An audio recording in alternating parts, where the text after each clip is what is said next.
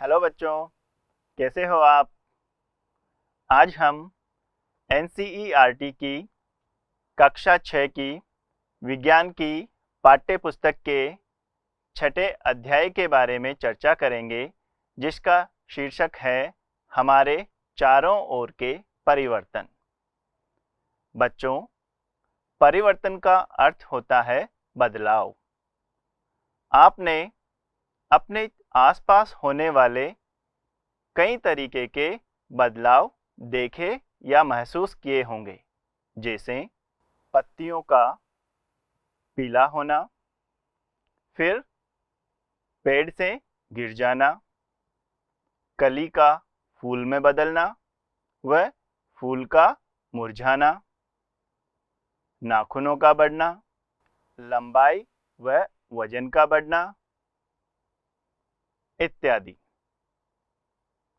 तो चलिए बच्चों, हम इस अध्याय के बारे में और अधिक चर्चा करते हैं।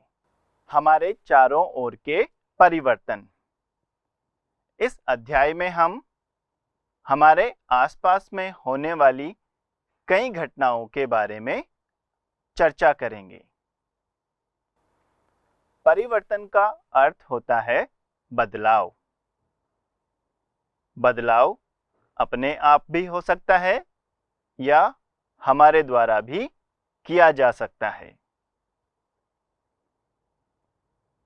बच्चों, हम परिवर्तनों को समानता के आधार पर समूहों में विभाजित कर सकते हैं, जैसे उत्क्रमित किए जा सकने वाले परिवर्तन, और दूसरा समूह है उत्क्रमित न किए जा सकने वाले परिवर्तन। आइए देखते हैं ये कौन कौन से समूह होते हैं। उत्क्रमित किए जा सकने वाले परिवर्तन वे परिवर्तन जिन्हें हम पुनः मूल अवस्था में ला सकते हैं, उन्हें उत्क्रमित किए जा सकने वाले परिवर्तन कहते हैं। जैसे कागज को मोड़कर खिलौना बनाना व खिलौने को पुनः कागज के रूप में सीधा कर देना। इसके साथ ही बहुत सी चीजें होती है, जैसे धातु की शीट को मोड़ देना, मोड़कर पुनः उसको सीधा कर देना। ऐसे कई सारे परिवर्तन होते हैं जिन्हें हम उत्क्रमित कर सकते हैं। उत्क्रमित न किए जा सकने वाले परिवर्तन वे परिवर्तन जिन्हें हम पुनः मूल अवस्था में नहीं ला सकते हैं, उन्हें उत्क्रमित न किए जा सकने वाले परिवर्तन कहते हैं। जैसे कागज को काटकर छोटा करना। यदि हम कागज को काटकर छोटा कर देते हैं तो उसका आकार छोटा हो जाता है। छोटे छोटे टुकड़ों से हम पुनः बड़ा कागज नहीं बना सकते हैं, इसलिए हम इसे उत्क्रमित न किए जा सकने वाला परिवर्तन कहेंगे। इसमें हमें पदार्थ यानी कागज उसी मूल अवस्था में नहीं मिला, हमें छोटा होकर मिला है। क्या सभी परिवर्तन सदैव उत्क्रमित किए जा सकते हैं? आइए इसके बारे में हम और अधिक चर्चा करते हैं। हम कुछ क्रियाकलाप करेंगे जिसमें हम यह सीखेंगे कि सभी परिवर्तन उत्क्रमित किए जा सकते हैं अथवा नहीं। इसके लिए आइए हम पहला क्रियाकलाप करते हैं। क्रियाकलाप 1, हवा भरकर गुब्बारे के आकार व आमाप को बदलना। बच्चों, आप सब गुब्बारे के साथ में खेलते होंगे। खेलने में बड़ा मजा भी आता है। चित्र में एक गुब्बारा दिखाया गया है। हवा भरने के बाद में गुब्बारा फूल जाता है। यहाँ पर एक फूला हुआ गुब्बारा दिखाया गया है। यदि हम फूले हुए गुब्बारे से हवा को निकाल दें तो क्या होगा? गुब्बारा हवा निकालने के बाद हमें पुनः उसी रूप में मिल जाएगा। आइए हम एक और क्रियाकलाप की चर्चा करते हैं। क्रियाकलाप 2, खींचकर रबड़ का आमाप बदलना। चित्र में एक रबड़ दिखाया गया है। खींचने पर क्या होगा? खींचने पर रबड़ का आकार लंबा हो जाएगा। यदि हम खिंचाव को कम कर देते हैं या हटा देते हैं तो क्या होगा? तनाव या खिंचाव को हटाने के बाद रबड़ हमें पुनः उसी अवस्था में मिल जाता है, उसी आकार का मिल जाता है। आइए हम एक और क्रियाकलाप करते हैं। क्रियाकलाप 3, कागज को मोड़कर आकार व आमाप बदलना।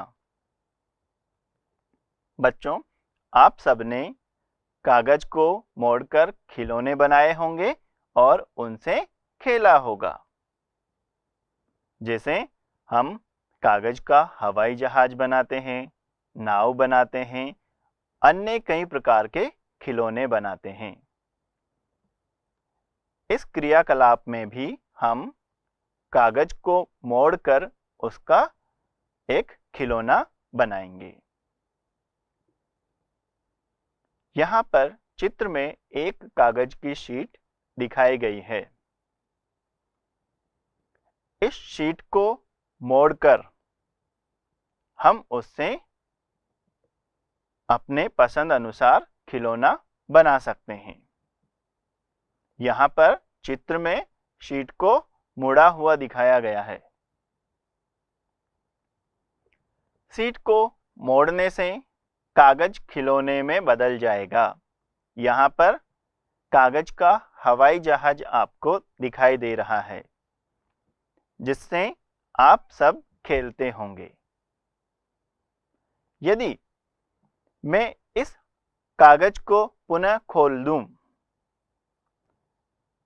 तो क्या होगा? मुझे फिर से कागज की वो ही सीट प्राप्त हो जाएगी। देखिए, हवाई जहाज को मैंने खोला तो मुझे कागज की वही शीट प्राप्त हो गई है। हम एक और क्रियाकलाप करते हैं जो हमारे घर में प्रतिदिन किया जाता है। कौन सा क्रियाकलाप है? क्रियाकलाप 4, गूंधे हुए आटे की लोई व रोटी बनाना। आप सबने गूंधा हुआ आटा देखा होगा और उस आटे को हम लोई में बदलते हैं, फिर लोई को हम बेलकर रोटी बनाते हैं। तो चलिए इस क्रियाकलाप के बारे में और अधिक चर्चा करते हैं।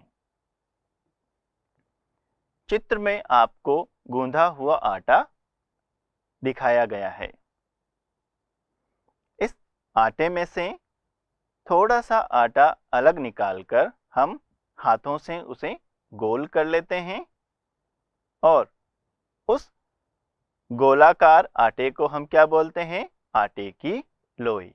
चित्र में आपको एक आटे की लोई दिखाई गई है। इस आटे की लोई को मैं बेलन की सहायता से दबाऊंगा तो यह एक रोटी में बदल जाएगी। आपको यहाँ पर एक रोटी दिखाई गई है।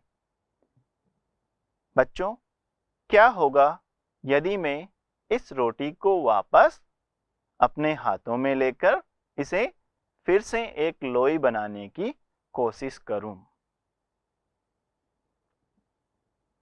रोटी पुनः लोई में बदल जाएगी, अर्थात आप रोटी को पुनः लोई में बदल सकते हैं। बच्चों, हमने 4 क्रियाकलाप किए हैं। क्रियाकलाप 1, 2, 3 व 4। इन चारों क्रियाकलापों में क्या आपको कोई समानता दिखाई दी? हाँ।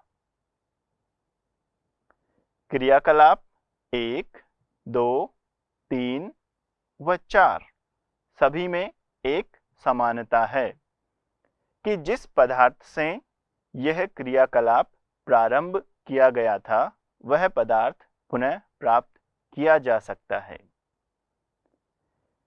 क्रियाकलाप 1 में हमने गुब्बारे को फुलाया तो उसका आकार बदल गया। जब गुब्बारे से हवा निकाल दी गई तो पुनः हमें गुब्बारा उसी आकार का प्राप्त हो जाता है। क्रियाकलाप 2 में हमने रबड़ बैंड है उसको खींचा, खींचने से उसका आकार बदल गया, लेकिन जब खिंचाव को हटा दिया गया तो पुनः हमें रबड़ बैंड उसी आकार का प्राप्त हो गया। क्रियाकलाप 3 में कागज के साथ में हमने एक खिलौना बनाया था। खिलौने को यदि हम पुनः खोल देंगे, अनफोल्ड कर देंगे, तो उससे हमें फिर से वो ही कागज की शीट मिल जाएगी। एवं क्रियाकलाप 4 में भी जिस पदार्थ से हमने क्रियाकलाप आरंभ किया था वो पदार्थ हमें पुनः प्राप्त हो जाता है। हमने आटे की लोई से क्रियाकलाप प्रारंभ किया था और रोटी को हम पुनः आटे की लोई में बदल सकते हैं। क्या हम उपरोक्त क्रियाकलापों को अलग ढंग से भी कर सकते हैं? आइए देखते हैं। क्रियाकलाप 5, गुब्बारे में हवा भरकर फोड़ना। क्रियाकलाप 1 में हमने गुब्बारे में हवा भरी थी और पुनः उसको निकालकर देखा था। यहाँ पर हम क्रियाकलाप को थोड़ा अलग तरीके से कर रहे हैं। हम गुब्बारे में हवा भर रहे हैं, लेकिन उसके बाद में हवा को निकालने के लिए हम गुब्बारे को फोड़ देंगे। चित्र में आपको एक गुब्बारा दिखाई दे रहा है। इसका आकार देखिए। अब इस गुब्बारे को हम फुला लेंगे। यहाँ पर एक बालिका गुब्बारे को फुलाती हुई दिखाई दे रही है। साथ ही वो ही बालिका एक नुकीली पेंसिल की सहायता से गुब्बारे को फोड़ते हुए दिखाई दे रही है। क्या होगा जब गुब्बारे में नुकीली पेंसिल चुभा दी जाएगी? गुब्बारा फूट जाएगा।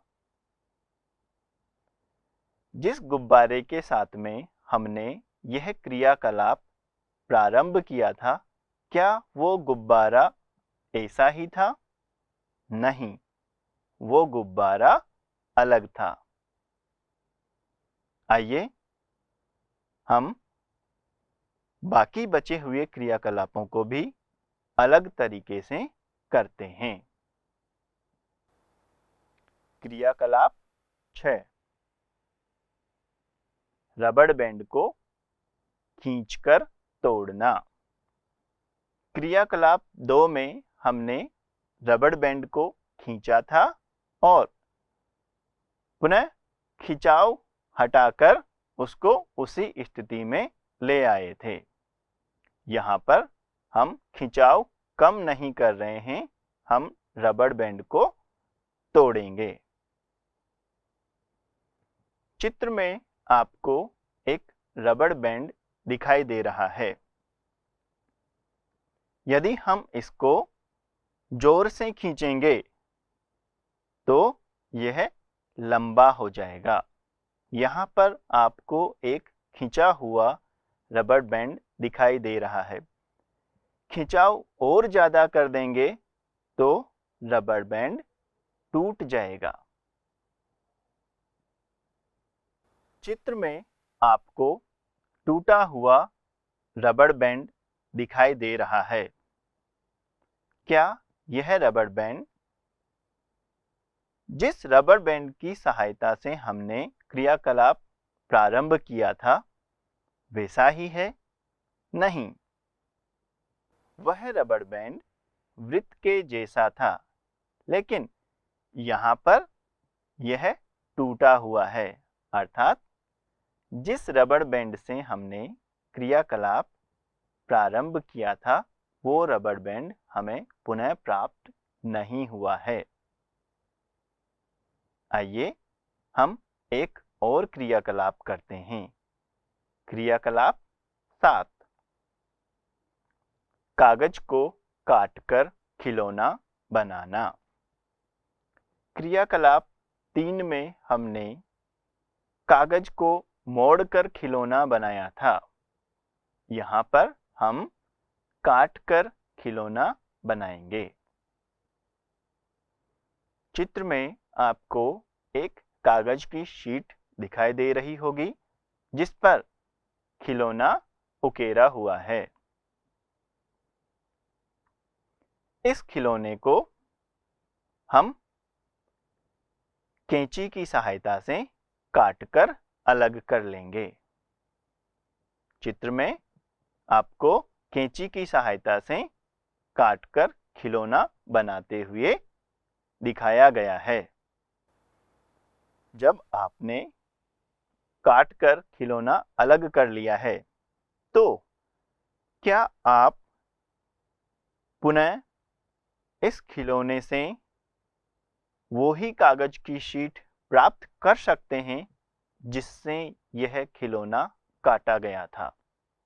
नहीं, हम इस खिलौने को उस कागज की शीट के साथ में जोड़कर एक शीट प्राप्त नहीं कर सकते हैं। यह 2 टुकड़ों में विभाजित हो गया है। इसका आकार बदल गया है। अर्थात हमने जिस शीट के साथ में यह क्रियाकलाप आरंभ किया था, आखिर में हमें वो शीट प्राप्त नहीं हुई है। आइए हम एक और क्रियाकलाप करते हैं। आटे की लोई से रोटी बनाना व रोटी को सेंकना। क्रियाकलाप 4 में हमने आटे की लोई से रोटी बनाई थी और रोटी को पुनः लोई में बदल दिया था। यहाँ पर हम आटे की लोई से रोटी बनाएंगे और उस रोटी को सेंकेंगे। चित्र में आपको एक आटे की लोई दिखाई दे रही होगी। हम बेलन की सहायता से इसे बेलकर एक रोटी में बदल सकते हैं। यहाँ पर आपको बेली हुई रोटी दिखाई गई है। इस बेली हुई रोटी को यदि मैं गर्म तवे पर सेकूंगा तो क्या होगा? यह रोटी सिक जाएगी। बच्चों, क्या मैं इस रोटी को पुनः आटे की लोई में बदल सकता हूं? नहीं, यह रोटी पुनः आटे की लोई में नहीं बदली जा सकती है। क्रियाकलाप 5, 6, 7 व 8 में समानता।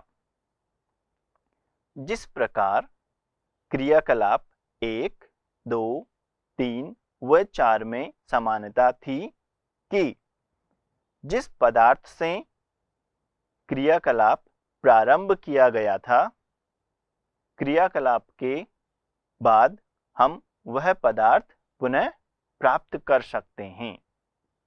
क्या यहाँ भी ऐसा ही हो रहा है? देखते हैं। इनमें क्या समानता है?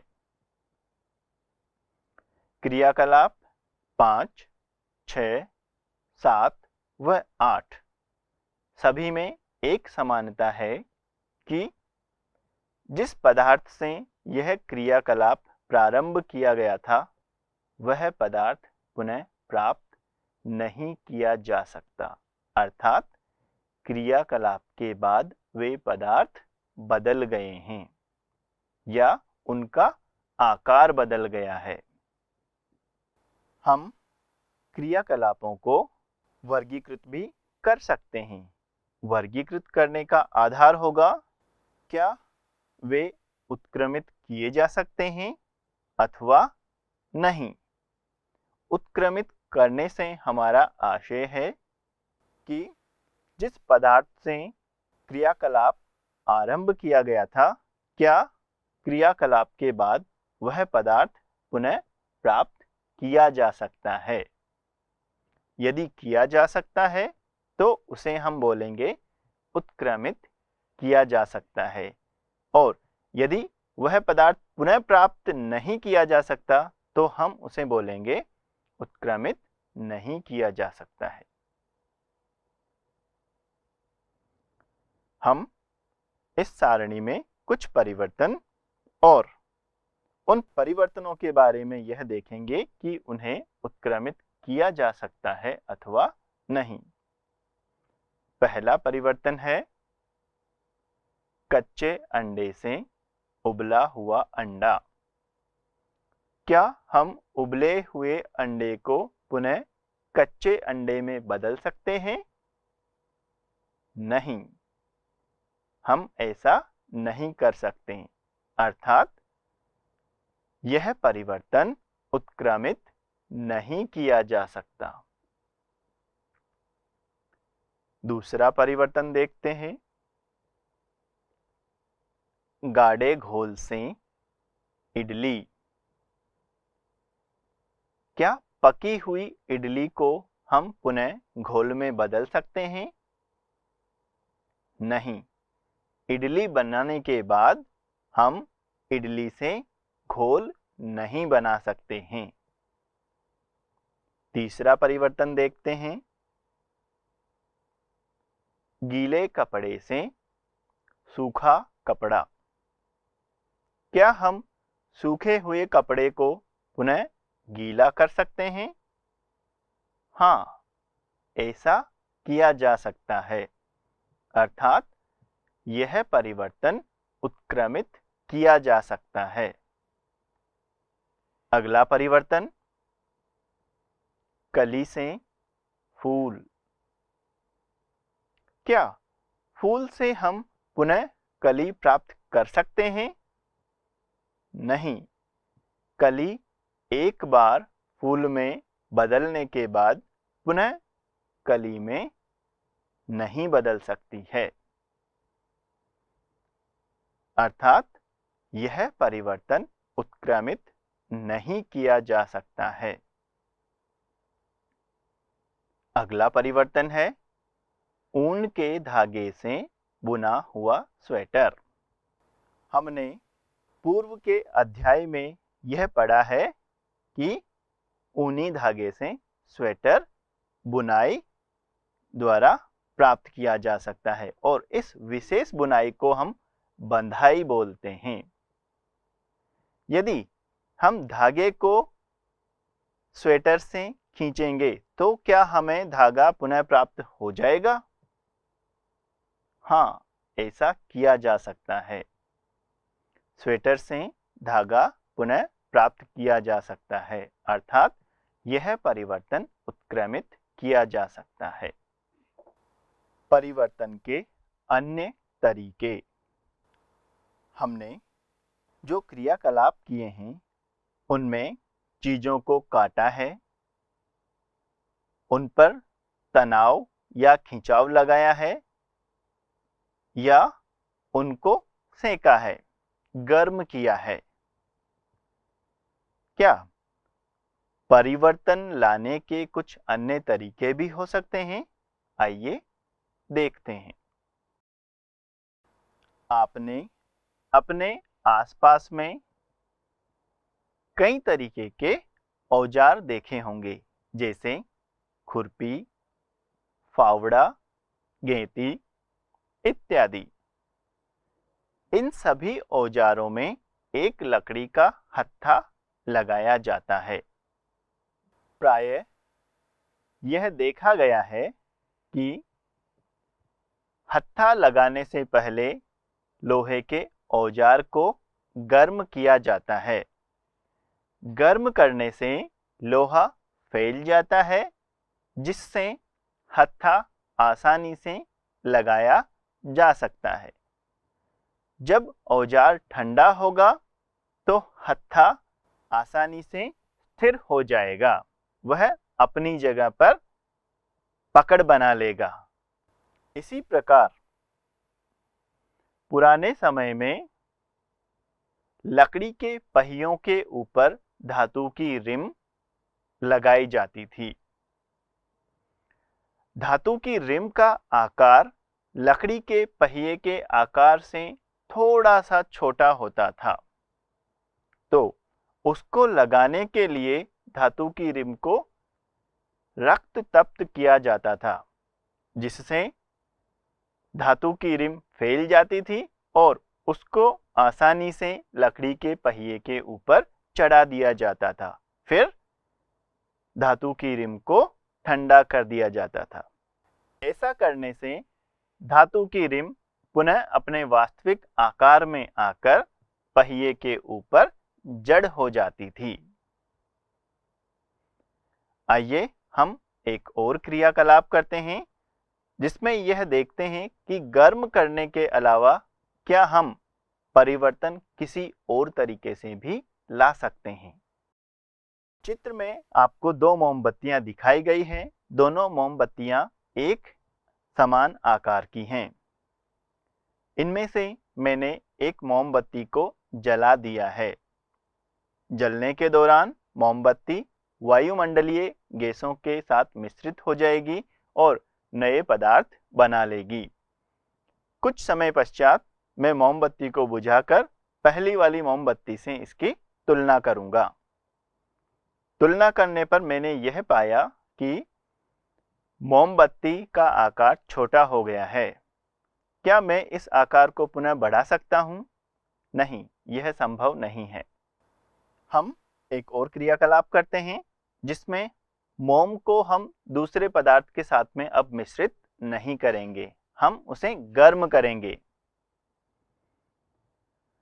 यहां पर ठोस मोम को गर्म किया जा रहा है। गर्म करने से मोम द्रव अवस्था में बदल जाएगा।